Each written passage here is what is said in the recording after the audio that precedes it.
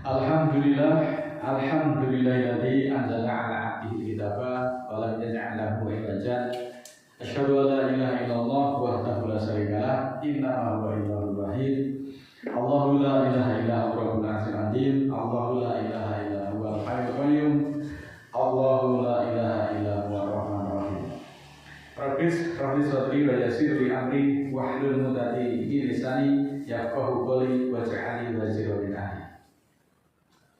Muslimin muslimat yang dimuliakan Allah, mengawali majelis pada kesempatan hari ini, marilah kita senantiasa memanjatkan puja dan syukur kepada Allah Ta'ala atas petunjuknya, atas kesempatan yang masih diberikan kepada kita, sehingga pada kesempatan ini kita masih diperkenankan untuk mendatangi majelis ilmu yang insya Allah dimuliakan Allah, dan mudah-mudahan Allah ridho terhadap apa yang kita usahakan.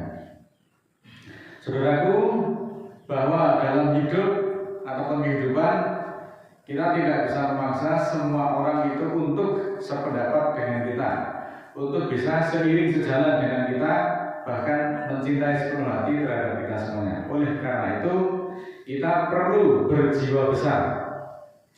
Belajar berjiwa besar berarti mengembangkan sikap lapang dada, berlatih sabar, dan menerima segala kondisi dengan ikhlas, baik dalam kesenangan maupun di dalam kesedihan.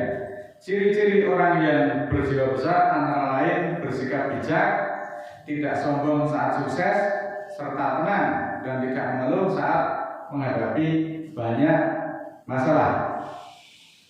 Kita dapat belajar berjiwa besar dengan meneladani orang-orang sukses ataupun para ulama-ulama, para cendekia, serta mempraktikkan kesabaran, kemudian rasa syukur dan bertawakal kepada Allah Ta'ala. Allah memerintahkan dalam surat ketiga ayat 142, A'udzubillahi minasyaitonirrajim, Bismillahirrahmanirrahim. Am hasibtum an tadkhulul jannata walama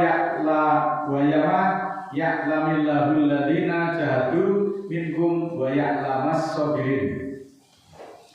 Apakah kamu mengira, apakah kamu menyangka kamu akan masuk surga, sedangkan Allah belum mengetahui orang-orang yang berjuang dari kamu dan mengetahui orang-orang yang sabar ataupun orang-orang yang tabah. Saudaraku, bahwa ayat ini menjelaskan untuk masuk surga itu ternyata tidak mudah dan memerlukan ujian dan tantangan untuk membuktikan kesabaran dan keimanan seseorang. Melalui ayat ini juga Allah menjelaskan bahwa untuk bisa masuk surga itu harus diawali dengan perjuangan, dan tentu saja perjuangan itu tidaklah mudah,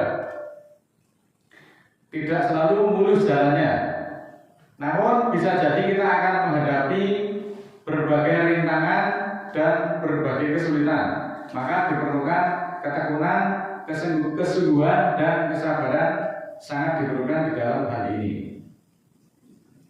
Kalau kita mencermati ayat itu menekankan pentingnya bahwa berjuang atau sering disebut dengan jihad dan kesabaran dalam menghadapi tantangan di dalam ujian hidup. Allah juga mendorong manusia untuk senantiasa meningkatkan kesabaran dan ketabahan di dalam menghadapi tantangan maupun ujian tersebut. Melalui ayat ini juga Allah memberikan motivasi kepada seluruh manusia untuk berjuang pada jalan Allah meskipun banyak tantangan, ada hambatan, rintangan, ada ujian juga yang serta permasalahan-permasalahan yang senantiasa datang dan pergi. Maka manusia harus tabah dan sabar di dalam menjalaninya. Allah mengajarkan saat kita mengalami masalah untuk senantiasa tetap tenang, sabar, berlapang dada, tidak mudah marah dan tidak suka mengeluh, tidak suka memusuhi, tidak mudah frustasi, serta tidak mudah sakit hati. Alladzina yunfikuna fis sarai wad dharai wal kadiminal ghaidha wal afina 'anil nas wallahu yuhibbul muhsinin. Surat ketiga ayat 134. Orang-orang yang berinfak dalam keadaan bahagia dan bahaya dan menahan rasa jengkel serta memaafkan dari manusia. Dan Allah menyukai orang-orang yang berbuat kebaikan. Ayat ini menekankan pentingnya menginfakkan harta baik dalam waktu lapang maupun dalam waktu yang sempit sebagai bentuk kebajikan dan ketaatan kepada Allah.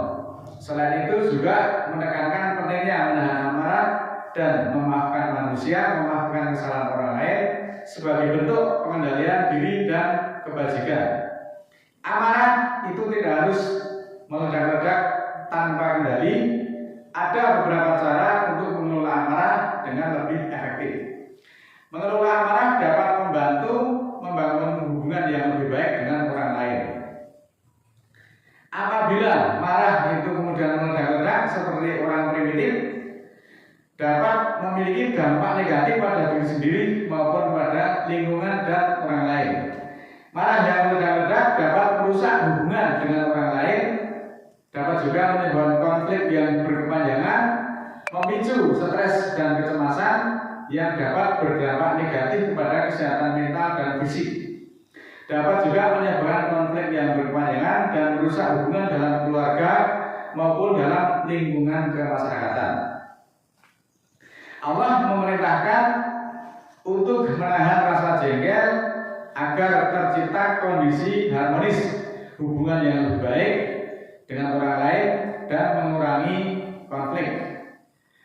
Pasti tidaklah sedikit pengalaman-pengalaman pahit yang kita alami, bahkan melukai ataupun menyakiti kita. Pengalaman pahit masa lalu dapat menjadi pelajaran yang berharga jika kita dapat memanfaatkan dengan baik.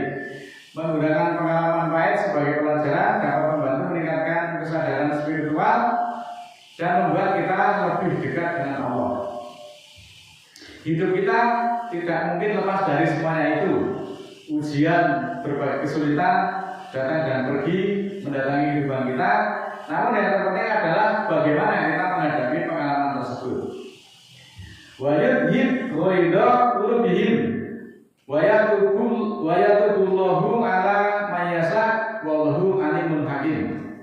Surat ke-9 surat At-Taubah ayat 15. Dan Allah melenyapkan kejengkelan hati mereka, dan Allah memberi taubat kepada siapa yang Dia kehendaki, dan Allah Maha mengetahui lagi Maha bijaksana.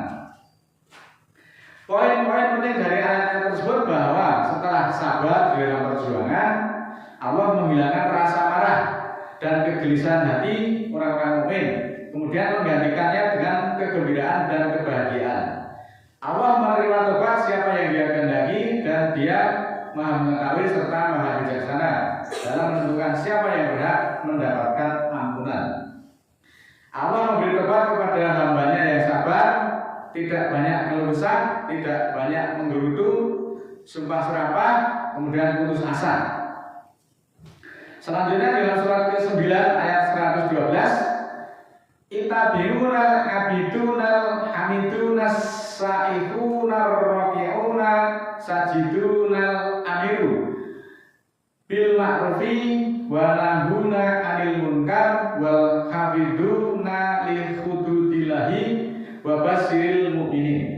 Orang-orang yang bertaubat, yang mengabdi, yang memuji, berpenampilan baik, rukuk dan sujud, menyuruh dengan yang ma'ruf dan mencegah dari yang munkar, serta menjaga batas-batas hukum Allah, dan gembirakanlah orang-orang mukmin itu.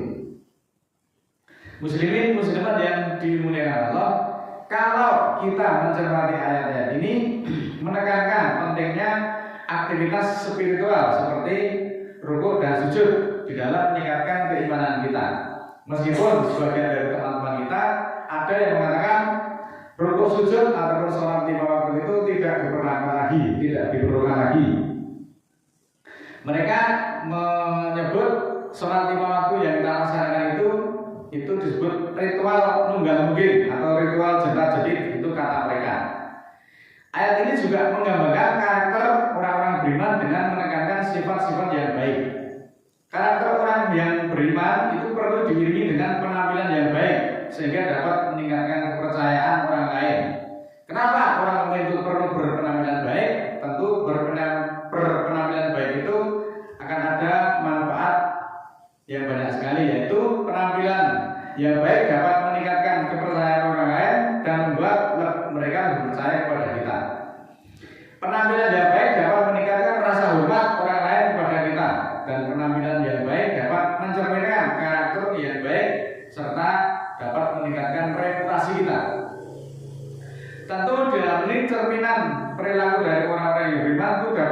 dilihat dari banyak aspek, di antaranya aspek kejujuran, amanah, dan sabar. Orang beriman itu harus jujur di dalam segala aspek kehidupan. Orang beriman juga harus dapat dipercaya dan dapat menjaga amanah. Orang beriman harus bisa sabar di dalam menghadapi tantangan dan berbagai kesulitan. Perilaku yang baik juga perlu dijaga oleh orang-orang yang beriman, seperti sopan santun, rasa empati, kemudian juga pemaaf. Kenapa demikian? Karena orang beriman harus berperilaku sopan dan santun terhadap orang lain. Juga orang beriman itu harus dapat memahami dan merasakan perasaan orang lain. Di dalam hal ini kita perlu berempati terhadap mungkin penderitaan orang lain.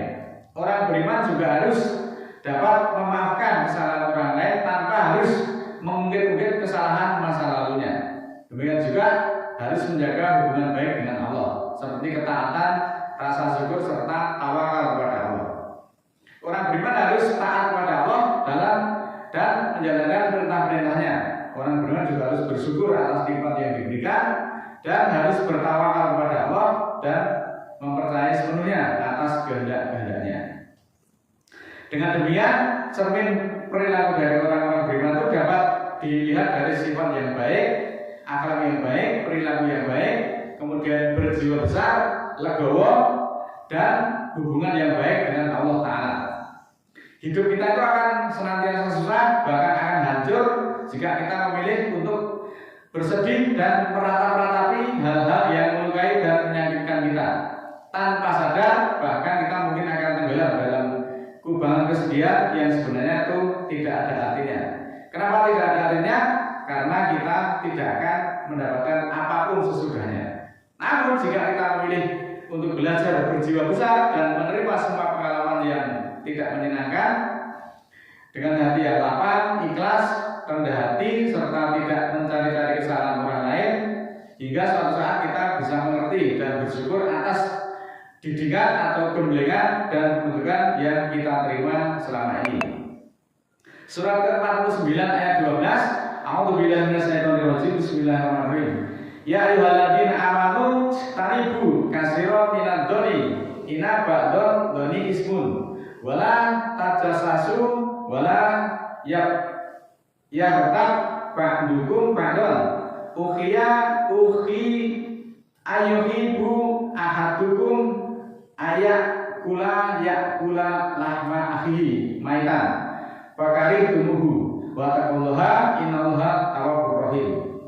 Wahai orang-orang beriman, jauhilah kebanyakan dari persangkaan, bahkan setengah persangkaan itu adalah dosa, dan janganlah mengintai kesalahan orang lain, dan jangan pula setengah kamu mengumpat kepada setengahnya.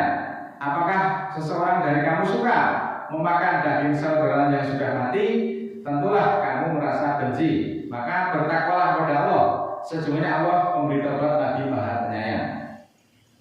Surat Al-Hujurat ayat 12 ini berisi 3 larangan utamanya bagi orang-orang beriman, yaitu orang beriman harus menjauhi prasangka buruk, melarang mencari-cari kesalahan orang lain, dan mengungkit-ungkit aib sesama muslim, serta hibah. Hibah itu diibaratkan memakan daging saudara yang sudah mati.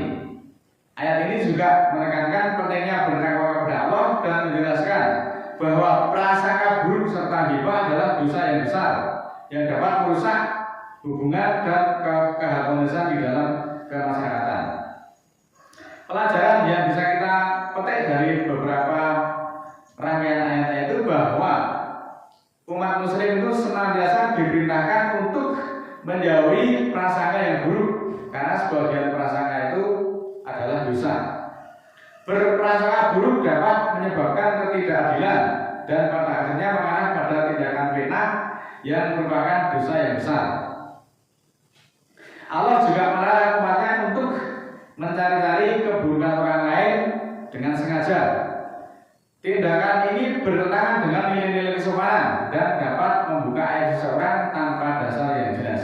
Oleh karena itu, saudaraku yang dimuliakan Allah, marilah kita berlatih berjiwa besar, mengembangkan empati dan memahami sudut pandang orang lain.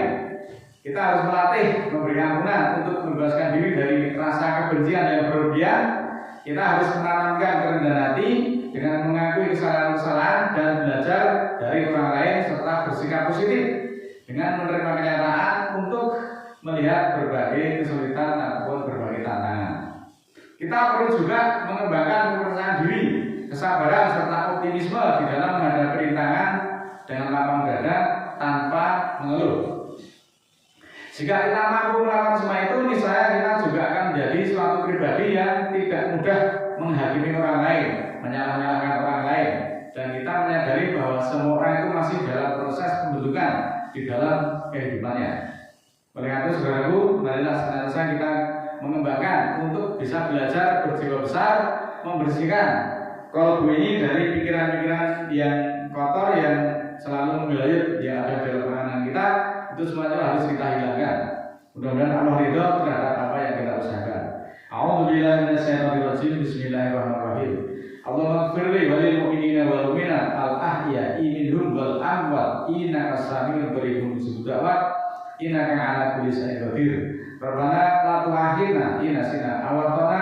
Rabbana wa la tahmil 'alaina isran kama hamaltahu 'alal ladzina min qablina. Rabbana wa la tuhammilna ma la taqata lana bihi wa'fu 'anna waghfir lana warhamna anta maulana fansurna 'alal qaumil kafirin.